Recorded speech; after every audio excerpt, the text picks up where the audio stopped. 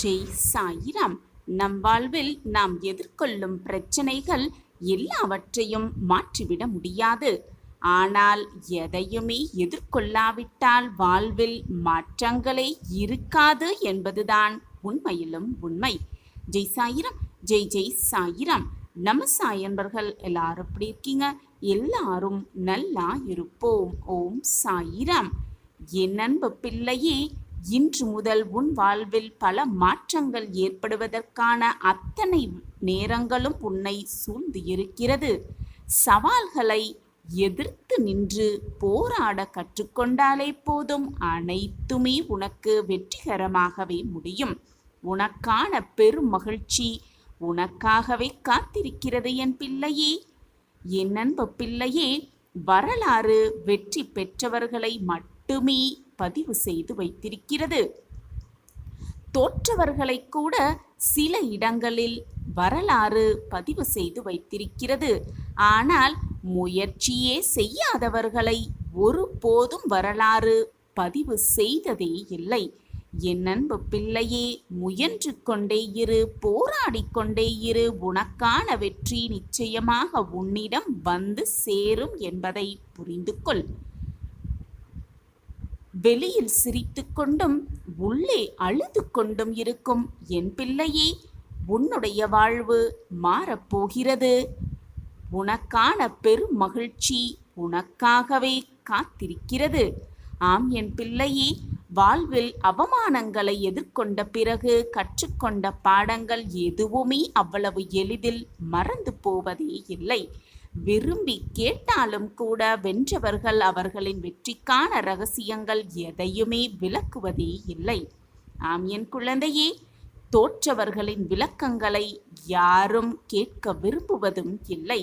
நீ பேசுவதை இந்த உலகம் கேட்க வேண்டுமென்றால், நீ பேசுவதை இந்த உலகமே கேட்க வேண்டுமென்றால் முதலில் நீ ஜெயித்து காட்ட வேண்டும், வெற்றியடைய வேண்டும். ஆம் என் குழந்தையே, ஆரம்பத்தில் எந்த ஒரு காரியமும் சாத்தியமில்லாதது போலவே ஒரு தோற்றத்தை கொடுக்கும். ஆனால் அது செய்து முடிக்கப்படும் வரைதான் அந்த தோற்றம் உன் மனதில் இருக்கும். ஆம் என் பிள்ளையே, நீ உன் பாதையில், நீயே தேர்ந்தெடுத்த பாதையில் போய்கொண்டே இரு, பயணம் செய்து கொண்டே இரு. உன்னை விமர்சிப்பவர்களை விட்டுவிடு. அவர்கள் எந்த பாதையிலும் பயணிப்பவர்கள் அல்ல என்பதை புரிந்து கொள். அவர்கள் பாதை ஓரமாக நின்று வேடிக்கை பார்ப்பவர்கள் மட்டுமே, வேடிக்கை பார்த்து விமர்சனங்களை செய்பவர்கள் மட்டுமே உன்னை விமர்சிப்பவர்கள். எனவே அவர்களின் பேச்சை கேட்டு அவர்களின் சொற்களுக்கு ஒருபோதும் செவிசாய்த்து விடாதே என் பிள்ளையே. நீ எப்போது மிகச்சரியாக இருக்கிறாயோ அப்பொழுதுதான் இந்த உலகம் உன்னை அதிகமாக குறை சொல்லும் என்பதை புரிந்து கொள். செல்லும் பாதையில் எதற்குமே துணிந்து நின்று போராடு. எதை பெற வேண்டும் என்பதில் எப்பொழுதுமே தெளிவாக இருக்க கற்றுக்கொள். இல்லாவிட்டால் உன்னால் எதையுமே பெற முடியாது என் பிள்ளையே. விழுவது என்பது வேதனைதான். ஆம், வேதனையான விஷயம்தான். ஆனால் விழுந்த இடத்தில் எழுவதே மிக மிக சாதனையான விஷயம். அந்த சாதனையை நீ செய்ய வேண்டும் என்பதே உன் அப்பாவின் ஆசையும் கூட. உன்னிடம் கற்றுக்கொள்ளும் மனநிலை இருந்தால், அந்த மனநிலை உன்னிடம் இருந்தால், நீ முட்டாள்களிடம் இருந்து கூட பாடத்தை மிக தெளிவாக கற்க முடியும். மனநிலை மட்டும் உனக்கு கற்க வேண்டும் என்ற எண்ணத்தோடு இருந்தால், அப்படி அந்த மனநிலை உனக்கு இல்லாவிட்டால், இறைவனால் இருந்தாலும் கூட எதையுமே உன்னால் கற்றுக்கொள்ளவே முடியாது என் பிள்ளையே. தொடர்ந்து முயற்சி செய்து கொண்டே இரு. 1000 பேர் உன்னை சுற்றி இருப்பவர்கள் 1000 பேர் 1000 தடவை சொல்வார்கள்.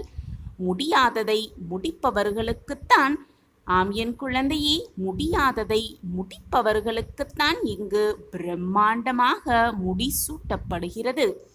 எதுவுமே இல்லாத பொழுது சமாளிக்கும் உனது திறமையும், எதுவுமே இல்லாத பொழுது சமாளிக்கும் உனது திறமை, எல்லாம் இருக்கும் பொழுது நீ நடந்து கொள்ளும் எளிமை, இதுதான் உன்னை மதிப்பு மிக்கவர்களாக உயர்த்துகிறது என்பதை புரிந்து கொள்.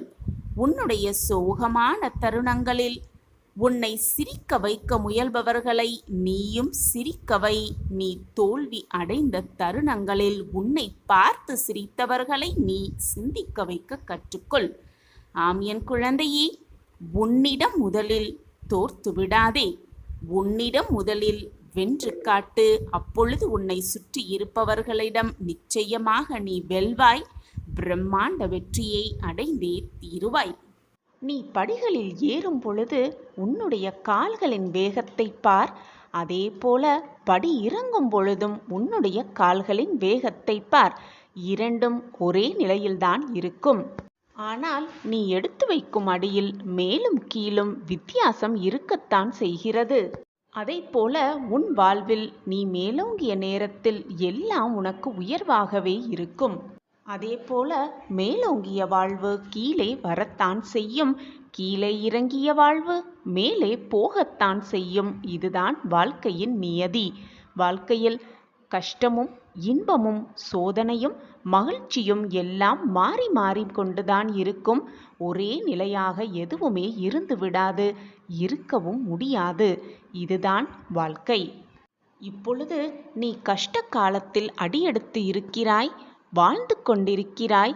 உன்னுடைய கஷ்டகாலம் முடிந்ததும் உனக்கான சந்தோஷம், மகிழ்ச்சி, ஆனந்த காலம் ஆரம்பமாகும். அந்த மாற்றத்தை உனக்காகவே நான் நிகழ்த்துவேன். நான் எப்பொழுதும் வாக்கு மீறமாட்டேன். உன் வாழ்க்கையில் அதி அற்புதமான ஒரு நிகழ்வு நிகழப்போகிறது. அதை பார்த்து நீ அதிசயத்து நிற்கத்தான் போகிறாய். குழந்தையே, என்னை சர்வ சாதாரணமாக நினைத்து விடாதே. இனி உன் வாழ்வில் ஏமாற்றம் என்ற பேச்சிற்கே இடம் கிடையாது. இதோ உன் சாம்ராஜ்யத்திற்கான வழி என் கையில் உள்ளது. பெற்றுக்கொள். வாய்ப்பு வரும்பொழுது அதை சாதுரியமாக பயன்படுத்திக்கொள். உன் வேதனையை தீர்க்கவே உன் சாயப்பா வந்திருக்கிறேன். நீ நினைத்தது அப்படியே நடக்கும். நீ கேட்டது எல்லாம் கிடைக்கும். நீ ஆசைப்பட்டது எல்லாமே நிறைவேறும். இது உன் சாயப்பாவின் சத்திய வாக்குதான். கண்மணியே, உன்னை மகிழ்விப்பதற்காக எந்த அவதாரம் வேண்டுமானாலும் எடுத்து உன்னை காப்பேன் உன் சாயிநாதர். காரணமே இல்லாமல் எதுவுமே நடக்காது. நடக்கும் அனைத்திற்கும் ஒரு காரண காரியம் இருக்கிறது. உன் வாழ்வில் நல்லது நடக்கப் போகிறது என்பதை தீர்க்கமாக நம்பு. நம்பிக்கையோடு இருக்கும் எந்த ஒரு நிகழ்வும் வீண் போகாது. உன் கஷ்டங்களுக்கான கடைசி நாளாக இன்று இருக்கிறது என்பதை நம்பு. நாளை உன் வாழ்வில் நல்லது நடக்கப் போகிறது. இனி உன் வாழ்வில் எப்பொழுதும் நல்லது மட்டுமே நிகழும். அதுவும் நிரந்தர நன்மையாகவே உனக்கு இருக்கும். உன் வேதனை காலமெல்லாம் ஒரு முடிவுக்கு வந்துவிட்டது. உன் போராட்ட காலமெல்லாம் ஒரு முடிவுக்கு வந்துவிட்டது. உன் கண்ணீர் காலங்கள் எல்லாம் ஒன்று கூடி ஒரு முடிவுக்கு வந்தே விட்டது. அவரவர் செய்த பாவ புண்ணியத்தின்படி அவரவர் இன்பத்தையும் துன்பத்தையும் அனுபவித்துதான் ஆக வேண்டும். கஷ்டத்தையும் வேதனையையும் இன்பத்தையும் சரிவர அனுபவித்தே ஆக வேண்டும். யாருமே இதிலிருந்து தப்பவே முடியாது. கண்மணியே, நீயும் உன் வாழ்க்கையை வாழ்ந்துதான் ஆக வேண்டும். என்ன நடந்தாலும் உன் வாழ்க்கையை உனக்காக மற்றவர்கள் வாழ முடியாது. மற்றவர்களுக்காக நீயும் உனது வாழ்க்கையை தியாகம் செய்யவும் முடியாது. உன் வாழ்க்கையை நீ வாழ்ந்துதான் ஆக வேண்டும். கஷ்டமோ இன்பமோ துன்பமோ தோல்வியோ வெற்றியோ எதுவாயிருந்தாலும் வாழ்க்கையை உன் காலம் முடியும் வரை நீ வாழ்ந்துதான் ஆக வேண்டும். குழந்தையே, நீ இன்று என்ன நிலையில் இருக்கிறாயோ அந்நிலையை உனக்கு அளித்தது உனது எண்ணங்கள்தான் என்பதை தீர்க்கமாக நம்பு.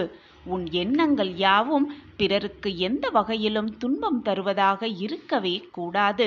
பிறருக்கு நன்மையும் ஆறுதலையும் தரக்கூடியதாக இருந்தாலே போதும். உன் வாழ்வு உனக்கு வெற்றியை மட்டுமே தரும். கெடுதல் நினைப்பவர்கள், மற்றவர்களுக்கு துரோகம் இழைப்பவர்கள் எல்லாம் காலையில் பூத்து மாலையில் வாடிவிடும் மலர்களைப் போல. ஆனால் நீ விருட்சமாக வளர்ந்திருக்கும் மரத்தை போன்றவன். உன்னுடைய நல்ல மனது எனக்கு தெரியாமல் இல்லை. உன்னுடைய நல்ல எண்ணமும் எனக்கு புரியாமல் இல்லை. உனக்கு கஷ்டம் வருகிறது என்றால் நீ செய்த கர்மா அப்படி என்பதை புரிந்து கொள். அவரவர் செய்த கர்மாவின் வினைகளை அவரவர் கழித்தேதான் ஆக வேண்டும், அனுபவித்துதான் தீர வேண்டும். இதுதான் வாழ்க்கையின் விதி. அவர்கள் கஷ்டம் செய்தும் பிரச்சனைகள் மற்றவர்களுக்கு கொடுத்தும் சந்தோஷமாக இருக்கிறார்களே என்ற உன்னுடைய கேள்வி சரியானதுதான். அவர்கள் செய்த கர்மா அப்படி. நீ இப்பொழுது நல்லது செய்து கொண்டிருந்தாலும் உன்னுடைய பூர்வ ஜென்ம கணக்குப்படி நீ என்ன செய்தாய் என்பது அந்த இறைவனுக்கு ஒருவனுக்கே தெரியும். அதற்கான பலனை தான் நீ இப்பொழுது அனுபவித்துக் கொண்டிருக்கிறாயே தவிர இப்பொழுது நல்லது செய்வதற்காக எந்த பலனையும் இது நாள் வரை நீ அனுபவிக்கவே இல்லை. அதற்கான காலமும் நேரமும் கூடி வரும். சர்வ நிச்சயமாக நீ நல்லது செய்வதற்கு, நீ நல்லது மட்டுமே நினைப்பதற்கு உனக்கான பொற்காலம் உனக்காக மிக விரைவில் காத்து கொண்டிருக்கிறது. கூடிய விரைவில் அந்த புது அத்தியாயத்தில், புது வாழ்க்கையில், புது இல்லத்தில் அடியெடுத்து வைக்கத்தான் போகிறாய். நான் அந்த வேலையை செய்து கொண்டுதான் இருக்கிறேன். உன் கர்மாவின் வலிமைகளையெல்லாம் குறைத்து உன் வாழ்க்கையில் வெற்றி என்னும் மகுடத்தை உன் தலையில் சூட்டுவது மட்டுமே உன் சாயப்பாவின் பொறுப்பு. நான் கூறுவது சர்வ நிச்சயமாக உன் வாழ்வில் நடந்தே தீரும், பலித்தே தீரும். அதுவரை பொறுமையோடு காத்திரு. நீ செய்ததற்கான பலனை நீ அனுபவித்துதானே ஆக வேண்டும். நீ செய்ததற்கான பலனை மற்றவர்கள் அனுபவிக்க முடியாது. நீ கஷ்டமாக இருக்கிறதே என்று உன் வாழ்க்கையை மற்றவர்களுக்கு கொடுக்கவும் முடியாது.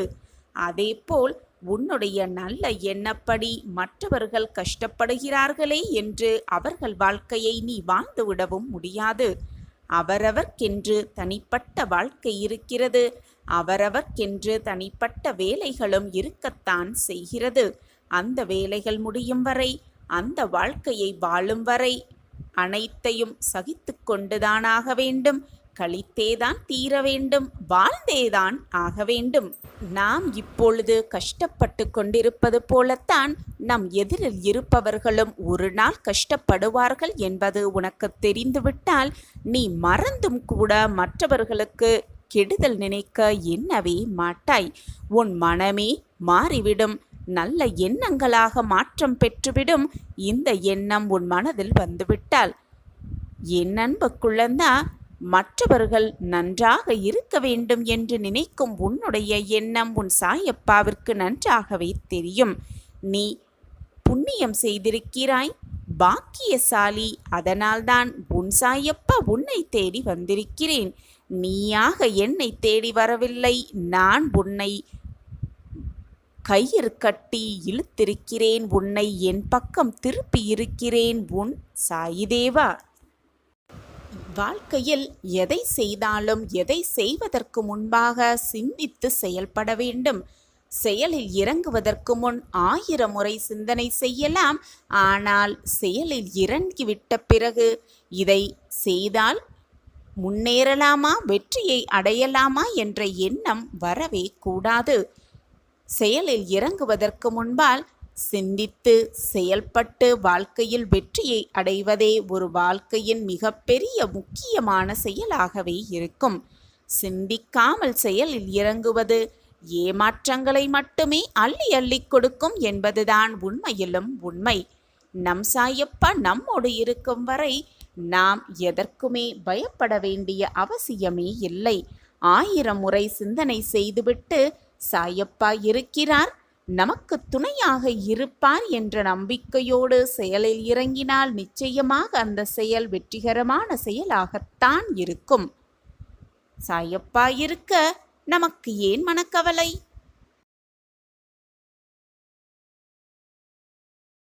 எப்பொழுதிலிருந்து சாயிநாதரே என்று நீ என்னை அழைத்துவிட்டு பக்தியோடும் நம்பிக்கையோடும் ஆத்மார்த்தமான உணர்வோடும் என்னை வணங்க ஆரம்பித்தாயோ, என்னை பிரார்த்தனை செய்ய ஆரம்பித்தாயோ, அப்போதிலிருந்து உன்னுடைய கனவிலும் நினைவிலும் உன்னுடைய நித்திரையிலும் நிஜத்திலும் நான் எப்பொழுதும் இருந்து கொண்டுதான் இருக்கிறேன், உன்னை பார்த்து கொண்டுதான் இருக்கிறேன். உன்னுடைய நிலைமையும் உன்னுடைய வாழ்க்கையும் தற்போது உள்ள சூழ்நிலையில் மிக மோசமாக இருப்பதைப் போல உணர்கிறாயா? எந்த ஒரு இக்கட்டான சூழ்நிலையில் நீ இருந்தாலும், என்ன ஒரு கஷ்டமான சூழ்நிலையில் நீ சுழன்று கொண்டிருந்தாலும் எப்பொழுதும் நம்பிக்கையை மட்டும் இழந்து விடாதே என் பிள்ளையே. அப்பொழுதுதான், அந்த நேரத்தில்தான் நீ மிக நம்பிக்கையோடும் மிக பொறுமையோடும் மிக தைரியத்தோடும் இருக்க வேண்டும். உன்னை சுற்றி நடக்கும் அத்தனை விஷயங்களையும் கவனிப்போடும் நம்பிக்கையோடும் தைரியத்தோடும் என்ன நடக்கிறது, நம் வாழ்வை சுற்றி ஏது நடக்கிறது என்பதை கவனமாக கவனித்து கொண்டே இரு. ஏனென்றால் உன் கஷ்டத்தோடு கஷ்டமாக உன்னுடைய பிரச்சனைக்கு நடுவே ஏதாவது ஒரு ரூபத்தில் என் பிள்ளைகள் கஷ்டப்படுவதை பார்க்க சகிக்காமல் நான் ஏதாவது ஒரு ரூபத்தில் வந்து உனக்கு உதவி புரிவேன் என்பது உனக்கு தெரியும் தானே? எனவே சோதனைகள் வந்துவிட்டது, பிரச்சனைகள் என்னை சூழ்ந்து கொண்டிருக்கிறது என்று அப்படியே உட்கார்ந்து விடாமல், கண்களை மூடி உட்கார்ந்து விடாமல் அதை கவனமாக நோக்கு. ஏதாவது ஒரு ரூபத்தில் வந்து உனக்கு நல்ல பதிலை, உன் பிரச்சனைகளுக்கான தீர்வை உன் சாயி தேவா நான் தருவேன் சர்வ நிச்சயமாக. எப்பொழுதுமே ஏதாவது ஒரு பிரச்சனை வந்தால் ஏன் போட்டு உன் மனதை சுழன்று கொண்டும் போராடி கொண்டும் இருக்கிறாய்? உன் பிரச்சனையை தீர்க்க எப்பொழுதுமே என் காலடிகள் தயாராக இருக்கிறது. ஓடோடி வந்து உன் பிரச்சனையை நான் சரி செய்வேன் ஏதாவது ஒரு ரூபத்தில். இறைவன் எப்பொழுதுமே பக்தி என்ற சொல்லுக்கு அர்த்தத்தை முதலில் புரிந்து கொள்ளத்தான் விரும்புகிறார். அந்த அர்த்தத்தை புரிந்து கொண்டு வழிபாடு செய்து பின் கிடைக்கும் வெற்றியை தான் கடவுள் ஆத்மார்த்தமாக அந்த பக்தனுக்கு வழங்குகிறார்.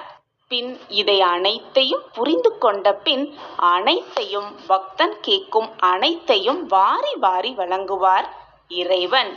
இப்படி இருந்தால்தான் பக்தன் எப்பவுமே கடவுளை விடமாட்டான். பக்தி என்ற சொல்லுக்கு அர்த்தமும் புரிந்துவிட்டது, வழிபாடு என்ற சொல்லுக்கு அர்த்தமும் புரிந்தமையால் பக்தன் எப்பொழுதும் எல்லா நேரமும் எந்த நொடியும் இறைவனை விட்டு விலகவும் மாட்டான், இறைவனை நம்பாமல் இருக்கவும் மாட்டார்கள். பக்தியுடன் வழிபாடோடு நம்பிக்கையோடு இருக்கும் எந்த பக்தனும் அதை புரிந்து கொள்வான். அந்த தருவாயில்தான், அந்த சூழ்நிலையில்தான் நீயும் என் பிரியமான குழந்தையாக இருக்கிறாய், என்னுடைய விசுவாசத்திற்கு உகந்த குழந்தையாகவும் இருக்கிறாய்.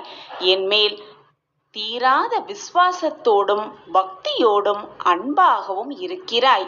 என் பிரியமான குழந்தைக்கு தேவையான அனைத்தையும், நீ கேட்ட அனைத்தையும், இதுவரை நீ எதிர்பார்த்து காத்திருந்த அனைத்தையும் வாரி வாரி கொடுக்க உன் சாயப்பா புறப்பட்டு விட்டேன்.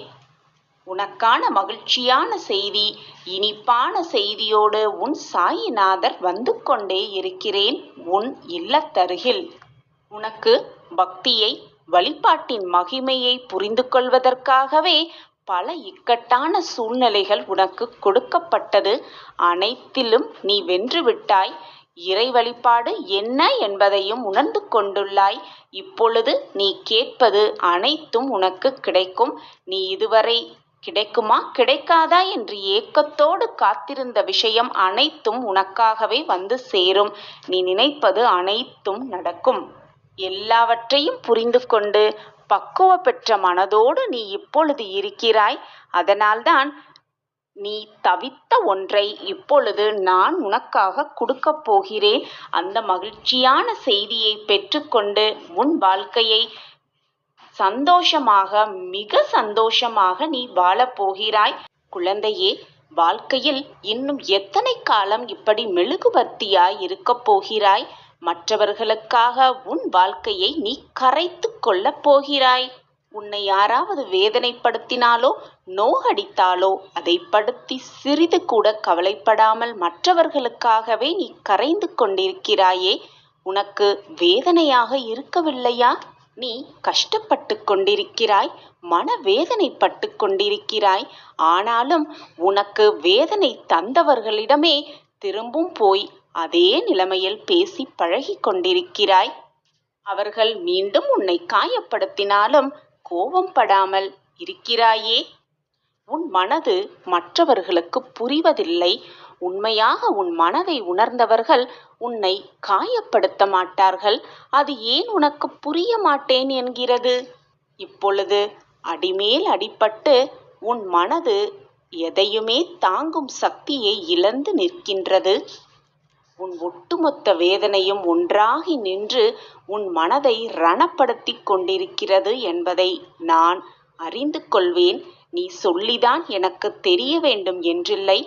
உன் மனம் படும் பாட்டை, உன் முகம் பிரதிபலிக்கும் அழகை நான் உன்னை பார்த்தாலே புரிந்து கொள்வேன். என் கண்மணியே, என் மேல் நம்பிக்கை வைத்திருக்கிறாய் அல்லவா? பின் ஏன் பயப்படுகிறாய்? இதுவரை போனது எல்லாம் போகட்டும், முடிந்தவையெல்லாம் முடிந்ததவையாகவே இருக்கட்டும். இனி வரப்போகும் வாழ்க்கையை நீ எப்படி வாழ வேண்டும் என்று சிந்தி நேர்மறை எண்ணங்களோடு இரு. மற்றவர்களைப் பற்றி நினைக்காமல் முதலில் உன் மனதிற்கு எது நல்லதோ, எது நன்மையோ, எது சந்தோஷமோ, எது நிம்மதியோ அதை பற்றி மட்டுமே யோசி. மற்றவர்களை நினைத்து நினைத்து வேதனைப்பட்டு கவலைப்பட்டு கொண்டிருக்காமல் உன் மனதை பற்றி முதலில் சிந்தி.